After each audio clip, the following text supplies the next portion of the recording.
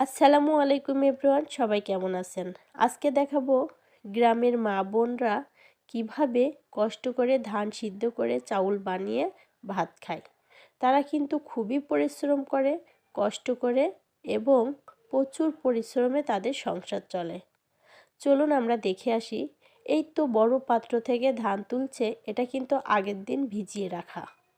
পরে এভাবে গামলা ভরে ভরে একটা বড় কড়াইতে ধান সিদ্ধর জন্য প্রসেসিং করছে। পাত্রটা যখন ভরে যাবে তখনই কিন্তু সিদ্ধর জন্য প্রস্তুতি নেবে। আর প্রচুর পরিশ্রম হয় শীতের সময় ঠান্ডা পানিতে এভাবে ধান তুলে, এবং ধানের কাজ করতেও কিন্তু অনেক কষ্টের ব্যাপার। সিদ্ধ করার জন্য তৈরি হয়ে গিয়েছে।